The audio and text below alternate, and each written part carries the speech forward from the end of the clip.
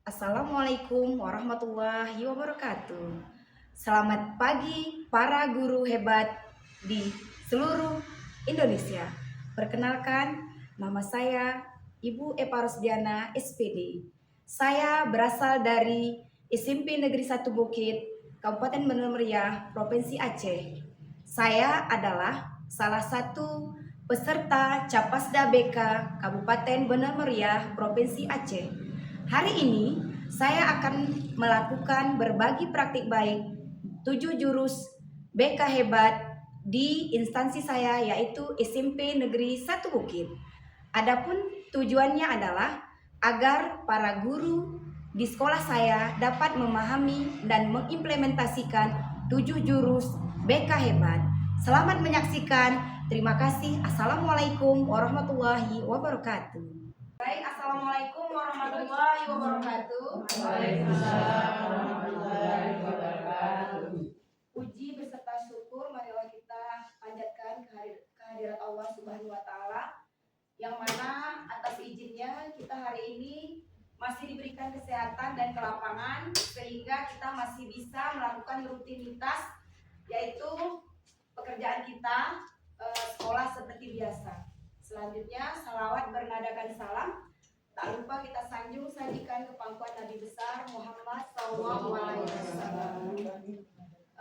Yang saya hormati Ibu Kepala Sekolah, yang saya hormati Bapak Ibu Dewan Guru SMP Negeri 1 Bukit. Terima kasih kesempatannya. Adapun berdirinya saya di depan ini adalah untuk mengimbaskan bulan lalu 1 minggu saya di Banda Aceh, yaitu pelatihan tentang 7 jurus BK hebat. Bukan berarti saya berdiri di depan ini berarti ilmu saya lebih tinggi dari Bapak Ibu. Saya hanya menyampaikan sedikit yang saya dapatkan ketika di Banda Aceh kemarin. Jadi Bapak Ibu, ini ada namanya 7 jurus BK hebat. Mungkin kalau dalam guru mapel itu adalah pembelajaran mendalam atau deep learning. Jadi di dalam bimbingan dan konseling juga ada istilah 7 jurus BK hebat. Yang pertama sekali adalah kenali potensi, koneksi. Kemudian yang kelima membangun kolaborasi, dan nomor 7-nya adalah menata situasi. Tujuannya ini adalah agar kita para guru dapat istilahnya yang pertama ini menggali potensi siswa. Nah, jadi Bapak Ibu, setiap manusia itu pasti punya kelebihan dan keunikannya masing-masing. Jadi kita sebagai guru harus tahu apa sih kelebihan anak kita gitu. Karena berbeda antara si A dan si B gitu. Jadi dalam gaya belajarnya juga nanti berbeda. Itu akan kita gali di kenali potensi ini. Next day.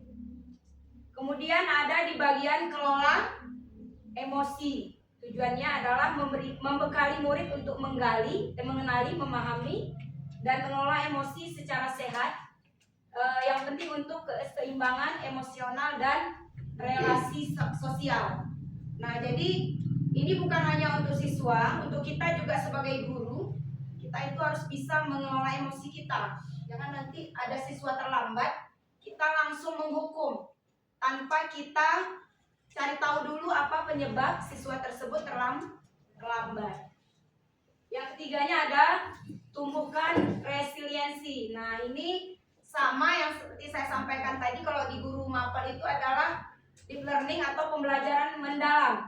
Mendorong siswa itu untuk grow mindset-nya itu bertumbuh gitu.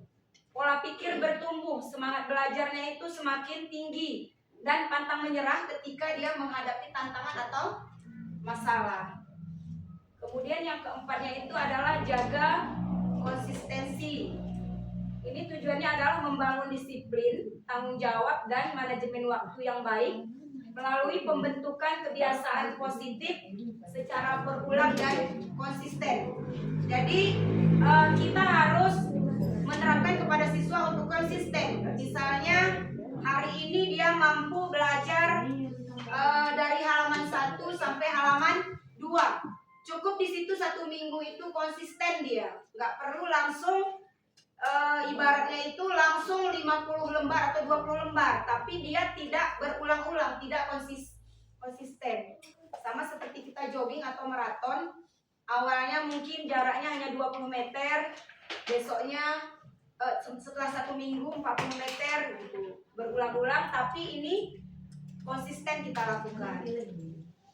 Kemudian yang kelima ini adalah jalin koneksi.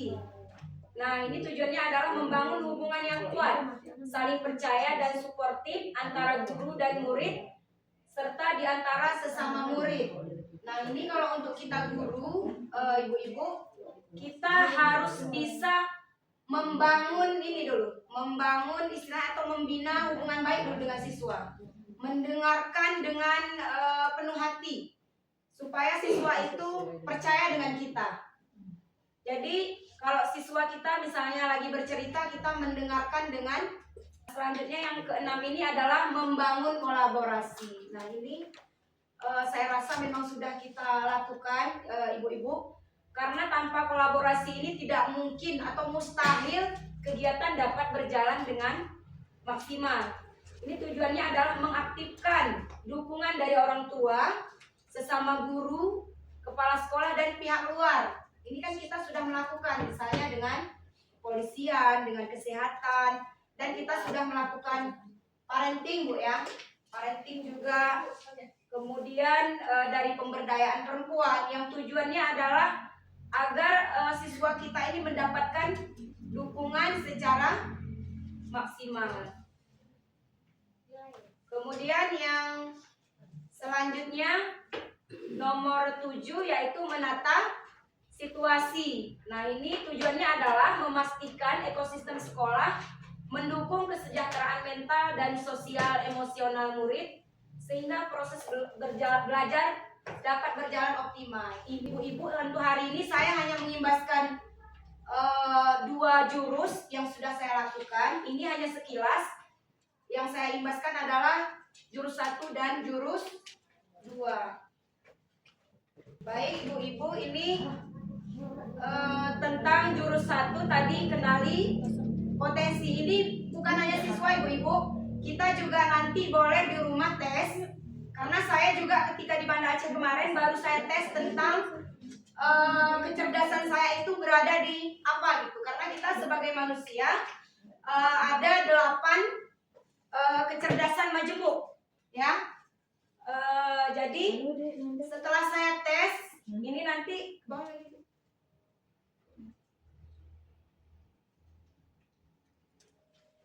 setelah kita tes nanti ada linknya. Misalnya kita mau mengetes kecerdasan, buka di Google aku pintar kemudian itu nanti ada, Bu ya, saya sharekan aku pintar kecerdasan misalnya. Itu nanti keluar soalnya berupa tes, dia kita jawab aja, tapi sesuaikan dengan diri kita, nanti akan keluar. Nah, seperti saya kemarin sudah saya tes, saya dapat 2 kecerdasan. Yang pertama yaitu kecerdasan kinestetik. Ternyata saya memang orang kinestetik. Saya suka belajar itu langsung dengan praktek langsung gitu, dan suka dengan langsung dipraktekkan dengan bergerak-gerak. Kemudian yang kedua, saya memiliki kecerdasan interpersonal, yaitu kecerdasan untuk memahami orang lain. Nah, mungkin nanti ibu-ibu bisa dites. Nah, kalau jadi guru kita harus memiliki salah satu kecerdasan interpersonal, karena kita adalah guru, sosial kita harus. Nah, ini menggunakan ARKA, Bapak Ibu. Ini jurus 1-nya. Nah, ini yang saya bilang tadi, ada asesmen, ada 4 yang bisa kita lakukan. Mungkin yang pertama ini adalah tentang minat. Nah, ini juga boleh untuk siswa. Nanti kami sebagai guru BK mungkin akan melakukan asesmen ini. Kemudian hasilnya nanti akan kami serahkan ke wali kelas dan guru mapel. Yang sudah saya lakukan adalah di gaya belajar. Itu di kelas 82, 83, 93, 92 untuk sementara. Nah, setelah saya ini lihat hasilnya. Ternyata siswi SMP Negeri 1 Bukit ini adalah 66% itu berada di kecerdasan, di gaya belajar kinestetik. Berarti mereka itu di 3 gaya belajar, ada pertama visual, kemudian ada auditori, kemudian ada kinestetik. Ternyata nggak sanggup, istilahnya kalau ceramah itu lebih dari 30 menit. Nah, jadi nanti bisa kita berikan pembelajaran yang berdiferensiasi di dalam kelas. Di bawah nanti. Nah, ini nanti bisa Bu ya, nanti saya kirimkan linknya. Kita coba sama-sama waktu luang biar tahu nanti Bu Epi itu kecerdasannya apa sih sebenarnya, bakat minatnya apa enggak, apa sih, cocok nggak setelah jadi guru. Lanjut ibu-ibu ke jurus 2 yaitu kelola emosi. Nah, ini juga menggunakan ARKA, yaitu ada aktivitasnya, kemudian ada refleksi, kemudian ada konsep dan aplikasi. Baik ibu-ibu, saya mau bagikan dulu kertas 1 lembar 1 dulu. Jadi kita akan melakukan dulu kegiatan kertas emosi. Bentar Bu ya. Bapak Ibu, silahkan kertasnya ini. Nanti ada ceritanya di sini saya bacakan. Silahkan ibu-ibu mengekspresikan emosinya di kertas ini. Ini namanya kertas emosi. Ketika ibu merasa istilahnya sayang, merasa senang, belus, ada sayang gitu ya. Kemudian ketika ibu itu ini merespon cinta, ini kertasnya itu dielus ya. Kemudian ketika kesal, kertasnya itu diremas, jadi dia terserah. Kemudian ketika marah itu menggebu, cukup ibu robek gitu. Jadi terserah ibu. Bayangkan ini emosi kita gitu. Ya. Nah, paham ya Bu ya? Sayang tadi ini ini emosi kita yang kita luapkan di kertas. Kalau kita lagi merasa cinta atau sayang, kita buat terus. Tapi ketika kita merasa kesal, marah, kita remak ya, kesal. Tapi kalau misalnya kita merasa emosinya terus kita emosi Bu ya. Ini ada ceritanya Bu, ada. Ini ceritanya tolong didengar Bapak Ibu. Ini diibaratkan ke kita ya. Pagi itu Bapak Ibu guru berangkat ke sekolah mengendarai sepeda motor. Itu emosi kita. Sayang ya, penuh cinta. Masing-masing Bu ya. Bahan ajar yang sudah disiapkan rapi digantungkan di motor. Namun beberapa meter sebelum sampai di sekolah, motor mendadak mogok karena kehabisan bensin. Dengan mana emosinya? Masa kita habis bensin terus kita sayang. Ini kita itulah pokoknya ini kita, gimana ekspresi kita, ya. Berarti Bu Ada ini kalau habis bensin jadi sayang-sayang. Sabarnya luar biasa.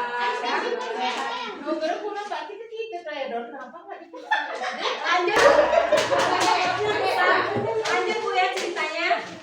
Sampailah Bapak Ibu di kelas. Hampir semua murid datang tepat waktu. Bahagia saya. Namun belum sempat suasana stabil, Andi masuk terlambat ya.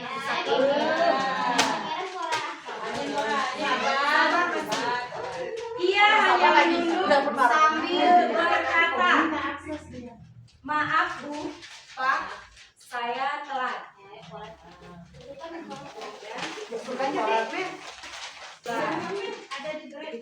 Dengan terpaksa, Bapak Ibu guru melanjutkan dan mengajar seadanya. Layangan aktivitas mengajar yang seketika itu jadi buyar. Di tengah pelajaran, saat Bapak Ibu dia duduk di bangkunya, saat di dekat si Andi sedang terlelap ketiduran. Maaf, saya pamannya Andi. Sebetulnya Andi sudah 3 hari di rumah sakit karena menunggu ayahnya yang sedang sakit. Meski kurang tidur, tapi Andi memaksa selalu ingin sekolah karena tidak mau ketinggalan pelajaran. Sekarang saya izin mau menjemput Andi karena ayahnya masuk ICU. Paman Andi juga mengeluarkan sebuah bungkusan dari tasnya. Coba ibu-ibu kertasnya saya lihat. Ini masih bagus. Wow, amazing ya. Luar biasa guru SMP negeri 1 Bukit. Saya akan tanya dulu ke yang paling lecek dulu ya. Coba yang paling lecek tadi. Yang paling repot. Ini Bu Asma nih. Guru senior. Bu, boleh berkomentar kenapa kertasnya bisa lecek walaupun nggak selecek kali ini. Karena saya tahu Ibu pasti kan guru senior itu kesabarannya lebih tinggi lah, pengalamannya lebih banyak. Namanya manusia tanpa kita sadari emosi kita luap. Ya, luap seketika akibat apa yang kita inginkan, apa yang kita harapkan tidak sesuai dengan harapan kita. Jadi ada kesal di dalam perjalanan sebenarnya. Ya, karena proses itu ya, timbul lah emosinya. tepuk tangan untuk Bu Asma. Ya, ini yang paling cantik kertasnya mau saya lihat. Nama saya Bu Ainun dan Bu Epi. Lebih cantik Bu Epi, nggak ada sama sekali berbekas. Boleh masukkannya Bu Epi. Berarti sabar.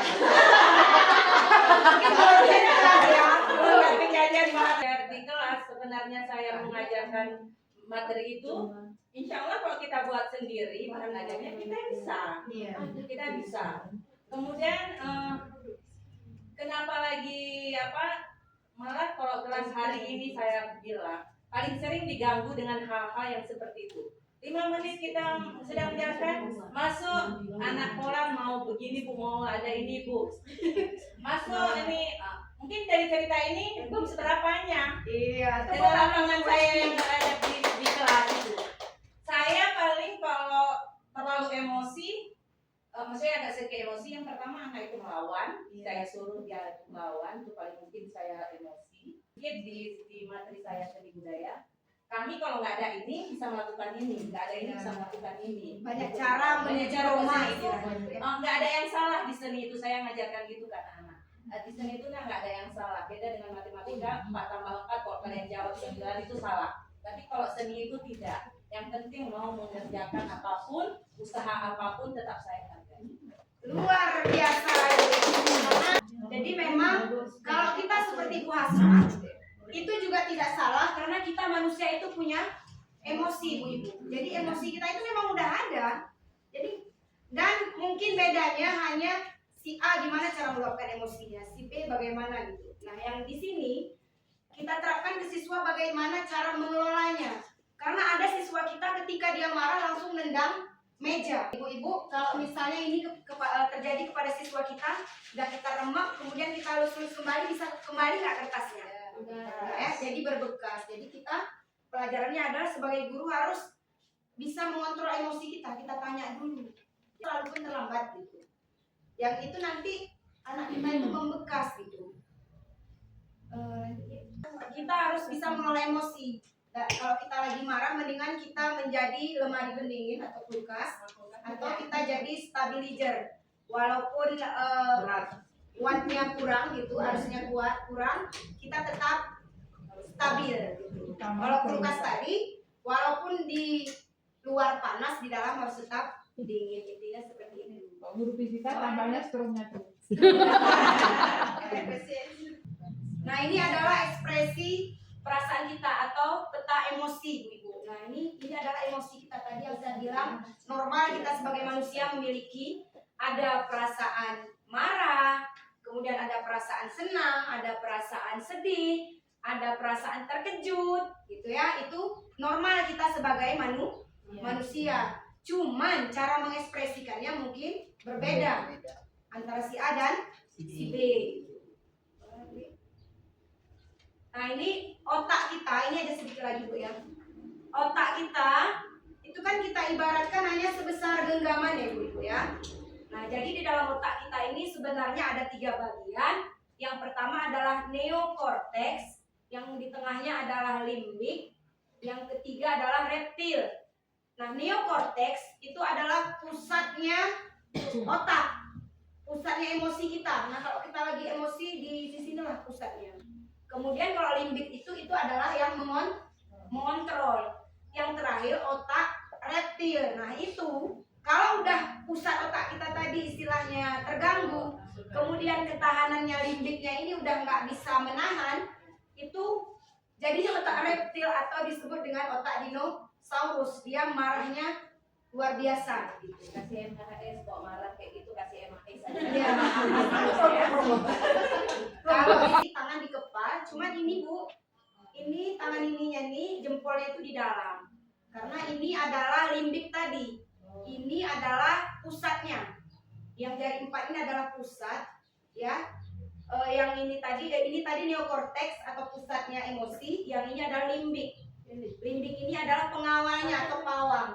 Yang di sini adalah reptil. Di sini tadi yang disebut dengan dinosaurus. Jadi ketika kita emosi kita kepal tangan kita. Coba Gini kan. apalagi emosi, gitu pasti agak lebih menahan.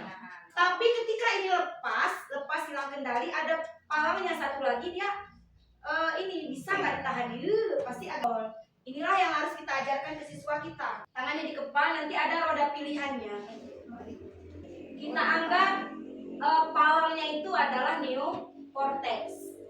Kemudian di sininya nanti ada dinosaurus. Lagi di bawah nih. Ini dia. Ya. Ini adalah pawang, ini dinosaurus. Jadi ketika kita marah, kita kepala tangan kita, tapi jempolnya di dalam. Nah, jadi kalau udah lepas, ya nggak bisa kita kontrol, berarti 2 pilihan cuman. Apakah kita mau tempur dengan lawan kita, cekcok adu mulut, atau kita harus kabur? Nah, berkelahi dengan siswanya. Jadi karena dua-duanya nggak bisa mengontrol emosi, jadilah dinosaurus dan dinosaurus. Ya, bapak ini melawan, siswanya juga melawan, adu mulut. Nah, akhirnya nggak bisa terkontrol. Nah, kalau yang ini video selanjutnya, ini abangnya berusaha menjadi pawang. Ketika adiknya membuat emosi, abangnya ini mengalah dia. Jadinya nggak terjadi. Lagi di bawah. Nah ini nih, ternyata selama ini nih saya tanya dulu, ibu-ibu ketika ada permasalahan siswa, apakah ibu langsung merespon, langsung melakukan tindakan, atau ada jedanya baru melakukan tindakan? Ada jeda ya. Jadi bagus. Jadi ibu-ibu yang lebih bagusnya, ketika ada siswa kita berkelahi atau apapun itu, kita istirahat dulu 5 menit, atau kita hitung mundur dulu. Anak kita berkelahi misalnya ada berdarah, kita hitung dulu 1, 2, 3, 4, 5, 6, 7, 8, 9, 10. Kenapa nak? Seperti yang ibu bilang, ada jeda gitu. Karena kita juga manusia biasa. Nah ini bisa kita berikan ke siswa kita. Ini yang sudah saya berikan kemarin. Ketika merasa emosi, ini ada bermacam roda pilihan. Ketika emosi, kamu bagusnya ngapain nak? Saya sampaikan, saya main game Bu. Nah itu bagus. Ketika dia lagi emosi, dia main game, mungkin waktunya 10 menit. Itu kan lama-lama emosinya tadi bisa berkurang gitu. Atau family meeting, ketika dia merasa marah, dia berkumpul dengan keluarga. Itu kan juga hal-hal yang positif. Ini bisa kita ajarkan ke siswa kita. Tambahkan bisa Bu Eva. Boleh? Ini mungkin sesuai dengan background kita muslim. Ya. Baiknya kalau kita emosi itu yang pertama mungkin Zikir, zikir ataupun ya. berwudu, Ya, itu yang boleh. disarankan oleh syariat kita. Iya. Mungkin itu ditambahkan karena kita di sini negara muslim, mungkin tambahkanlah kolomnya itu. Iya. Untuk anak-anak kita kan pengajaran Iya. untuk anak-anak kita. Bagus Bu. Karena roda pilihan itu banyak, nggak harus yang ini, bisa kita tambahkan yang ini kita berikan ke anak-anak yang mana yang menurut dia yang bisa Jalan. dia lakukan, karena ini adalah roda pilihan. Tapi masukan dari Bu Epi itu sangat bagus menurut saya. Ketika kita marah, memang ajaran kita pun kita berwudu gitu ya. Kemudian istighfar, banyak istighfar. Kalau habisnya mungkin kalau lagi marah duduk. Iya, Duduk duduk gitu kan ya, kalau Masih juga baru duduk. iya, bagus sekali. Inilah bisa kita terapkan ke anak kita. Sekian ibu-ibu yang dapat saya sampaikan. Semoga ada manfaatnya untuk kita, walaupun nggak 100%, step by step kita bisa merubah diri kita terlebih dahulu, baru bisa kita terapkan ke anak-anak kita. Terima kasih. Assalamualaikum warahmatullahi wabarakatuh. Waalaikumsalam. Terima kasih Pak Eva. Bersama guru yang hebat, penuh cinta dan besar.